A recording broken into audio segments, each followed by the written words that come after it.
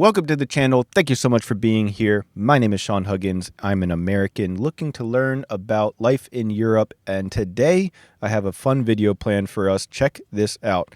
6 lies America told me about Europe. Life in the UK. Oh, baby. This is from International Carl. That'll be linked in the description as always, but I'm curious to see what he has to say about the lies that America told him about Europe. I also have some experience living in Europe, so I think that I can also offer some wisdom in this section. So we'll see. We'll see. Let's take a look. Let's waste no more time. Hey everybody, welcome back. International Hello. Carl doing another video for Hey, you. Carl. If this is your first time to my channel, please right now stop and hit the like button. Consider subscribing, and as always, hit me in the comment section because those that have subscribed to my channel know that I'm always active in the comment section. Now, this video, we're going to talk about a couple lies that the United States pushes into us as Americans growing up. And let's talk about it right now. Let's get to it right now. Lie number 1.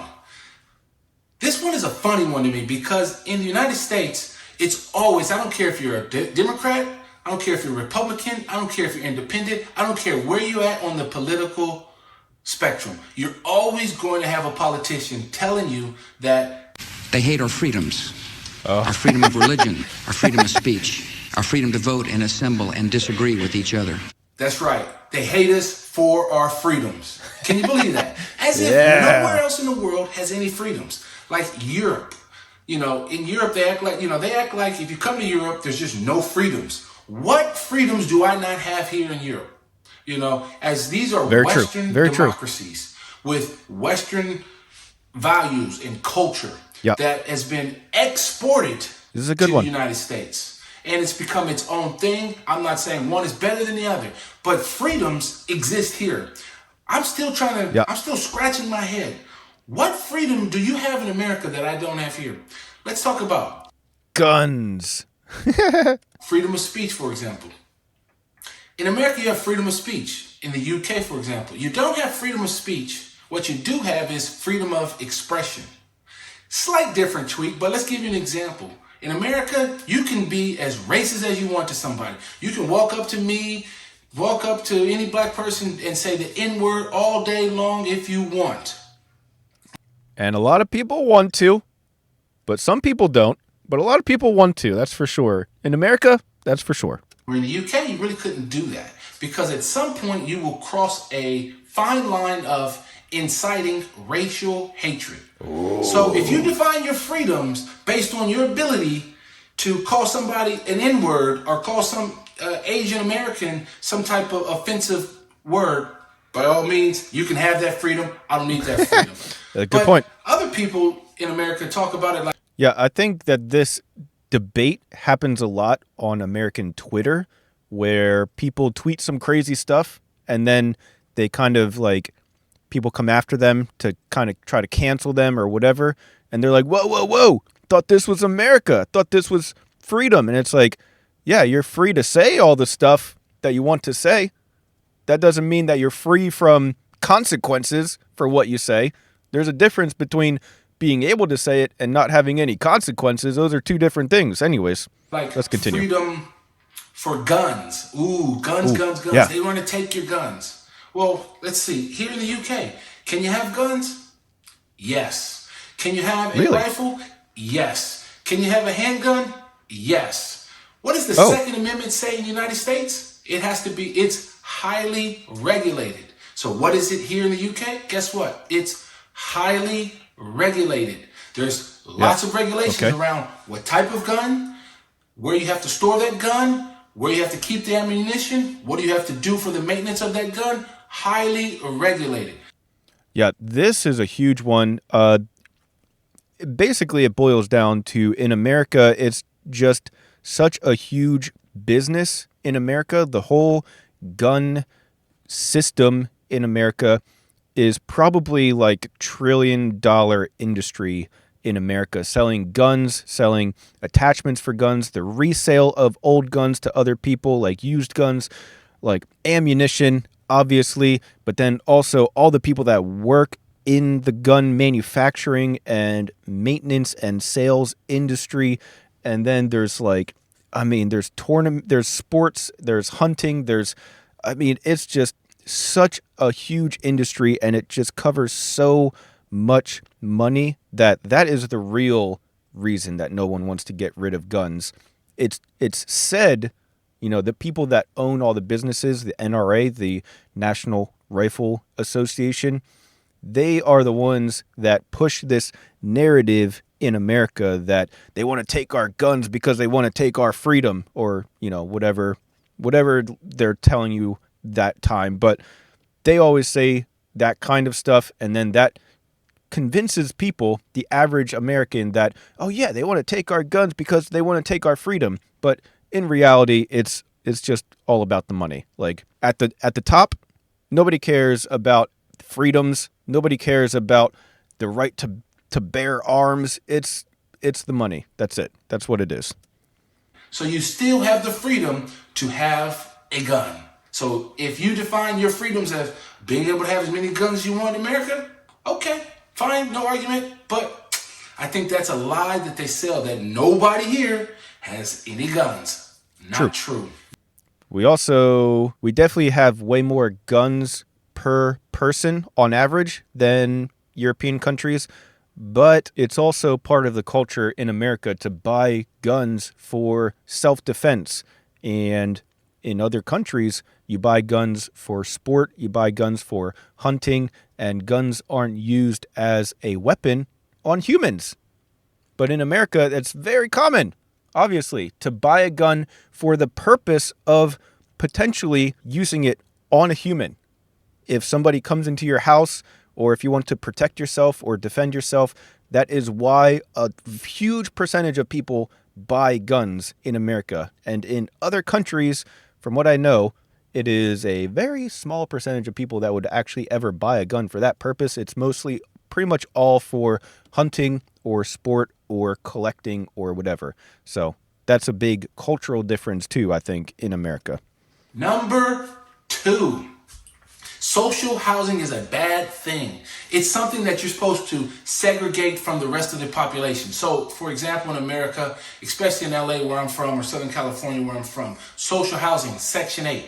Well, that's usually in a separate side of the city, not being seen. I don't even know where it's at, because where I grew up was nothing but beautiful homes, single family homes, no social housing.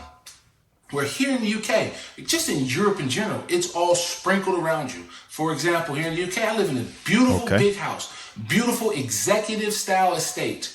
Ooh, I have a nice car. Okay. But guess what? On this estate, go ahead, Carl. Several new estates, they all have social housing, and they do things that are different in the United States, or that they do here in the UK, that they wouldn't do or they don't do in the United States. You can be on social housing, but guess what? You can partially own that house. Whoa, so that way you can really? be on the track. So you can buy 10% of the home, 20% of the home, 50% of the that's home. Cool. And try to get all the way up to 100% of the home like me or you do.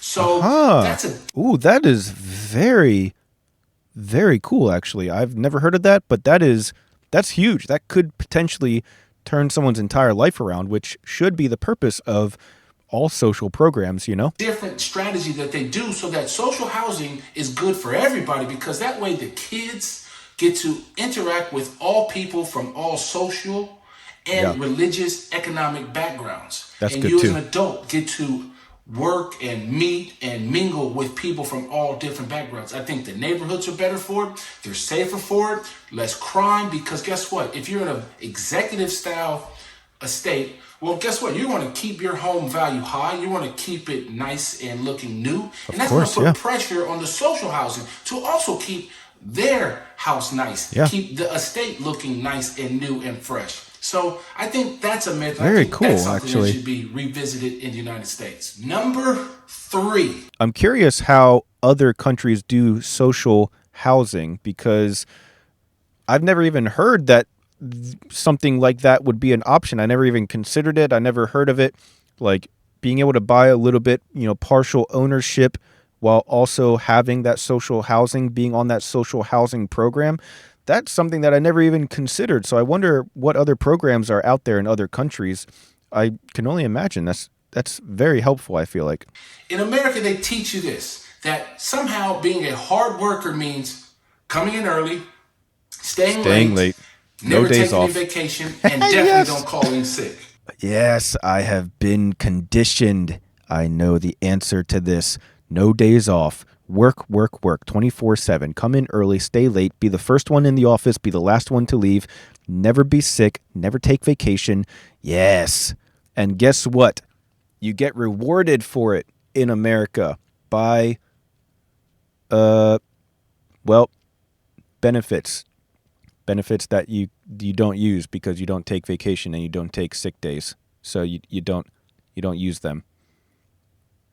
But you worked hard and you created shareholder value. That's what really matters, right? Not work-life balance. Who cares about that? We need to maximize shareholder value. Yes. That is like the biggest mistake you could ever make, faux pas you could make. I'll give you an example. When I was working for a large airframe manufacturer in the United States, I remember a friend of mine, we wanted to take 2 weeks off and go do something. Yeah. Our managers looked at us like we were crazy because we wanted 2 to weeks. have the audacity to take Woo. 2 weeks off. And mind you, we didn't take any days off prior to that. We just wanted to take 2 weeks off in a year so we could go do something. Yeah. They were like, no, Yeah. rejected, No slim chance. that down to a week. And I'm thinking, isn't that my time off to relax, Yeah. to recharge my battery so I can come back to work? Yeah, it's very common in America to get 2 weeks of paid vacation per year, for example, just as an example. And then when you go to your boss and you're like, hey, I want to take those 2 weeks, they're like, no, you just can't. You're not allowed to. And it's like, oh, okay, cool, thanks. No. Now, I think minds and hearts have changed a little bit in the United States back from when I started working, back in the early 2000s, or mid 2000s, I should say.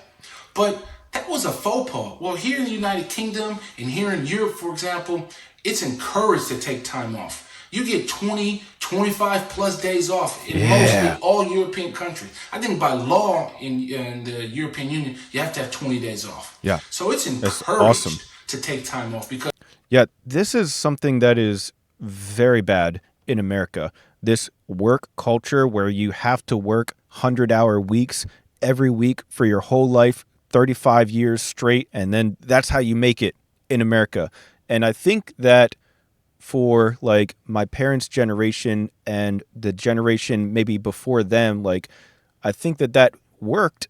The American dream was real. You could actually go to a company, you could work hard, long hours, and put your time in, and the company would boost you up and reward you over time, and you could create a very nice life for yourself. But statistically speaking, that scenario happens very infrequently now in America, where you can just go to a company, start at the bottom, and just work hard and just never take a day off and never take vacation, and the company will reward you for it, and you'll get promotions and you'll get a bunch of pay increases over the years, and you can retire and everything's great.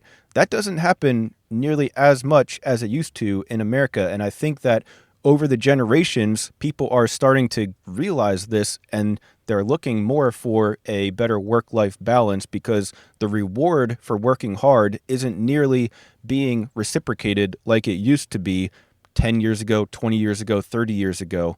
So people aren't getting rewarded for all that hard work as much anymore in America. So people are just going back to like, oh, you know what? If I'm not going to be rewarded for it, I'm not going to care as much. I'm going to look for the work-life balance. I'm going to spend some time with my family instead. Crazy thought, I think. because either you use it or you lose it.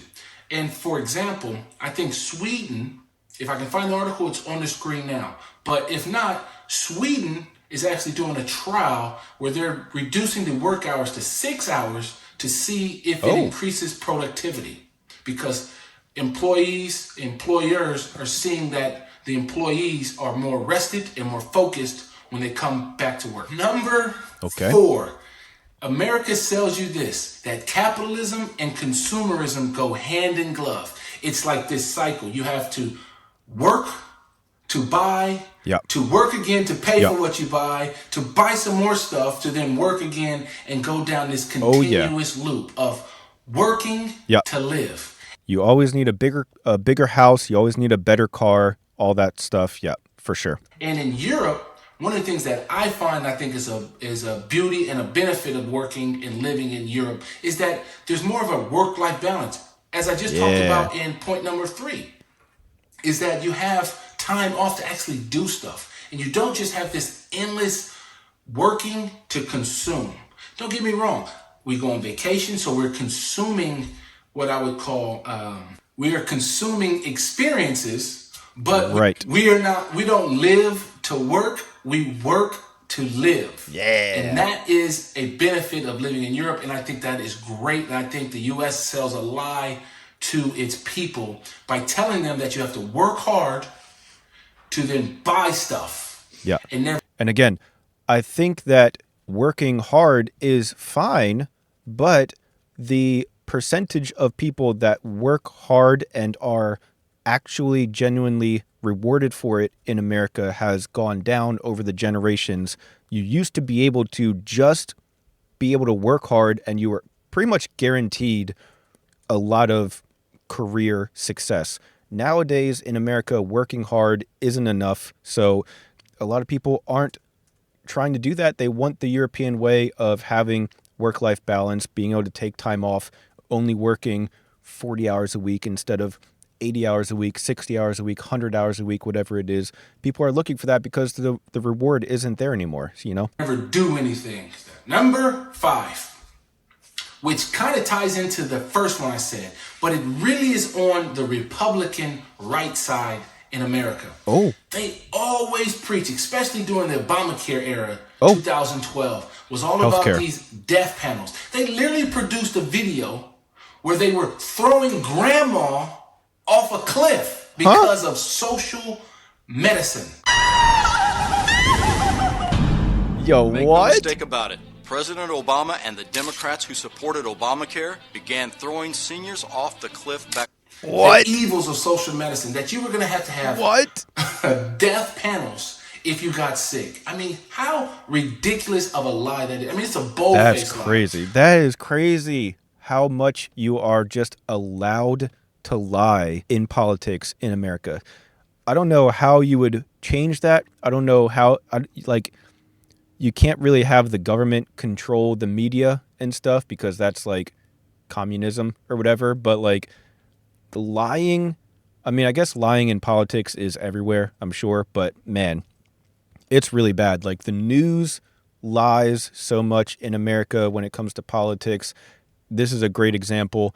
Like there's just so many lies and so many people believe it because, especially if it's on the news, because if it's on the news, then it's true because the news we're taught is a reputable source of information. But nowadays, it's all entertainment in America. All the biggest news channels in America are just for entertainment. They're not actually news anymore. They're not reporting stuff.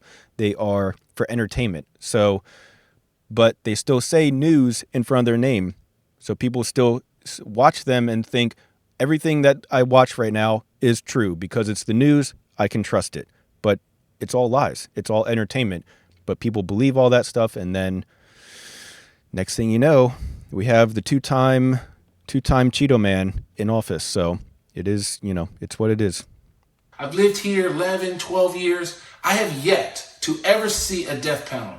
I have known some older people. I know some younger people. I know myself.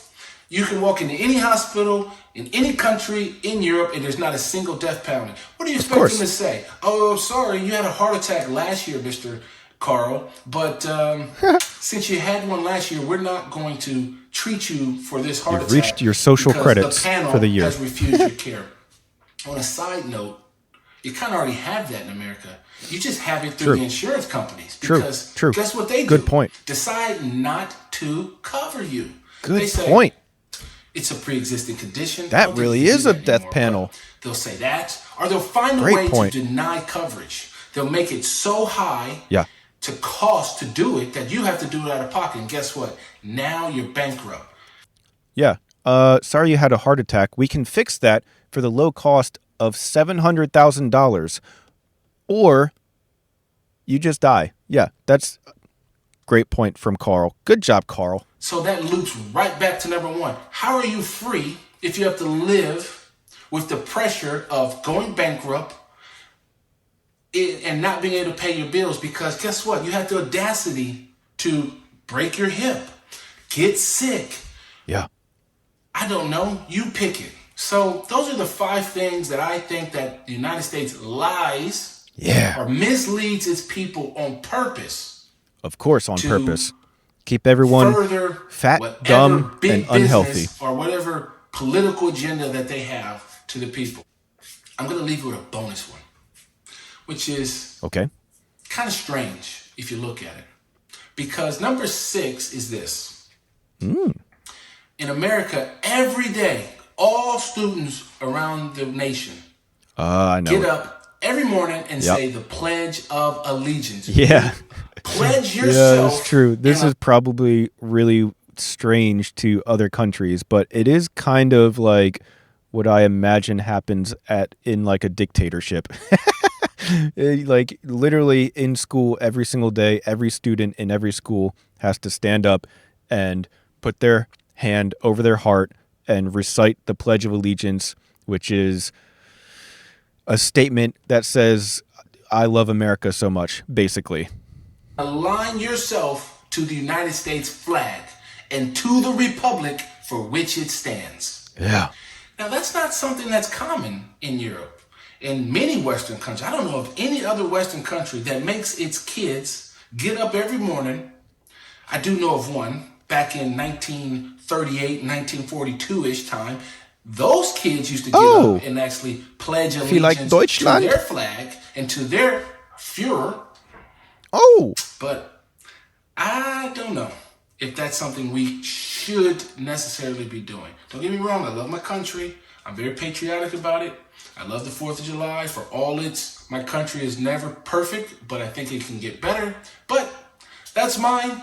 Hit me in the comments. Tell me what you think. Dude, and like always, nice. Thanks, Carl. Wow, that was an awesome video. Very entertaining and very good points. Points that I don't always necessarily hear from people talking about life in America and stuff compared to Europe. So some good insights here from Carl, and definitely a very well-made video. But as always, I'm curious what you guys have to say about it, so leave your comments down in the comment section below. Let me know what you think. If you haven't subscribed already, consider subscribing. Let's see if we can get to 1,000 subscribers. Ooh. Anyways, that's all I got for today, so thank you so much for being here, and I'll see you guys next time. Peace.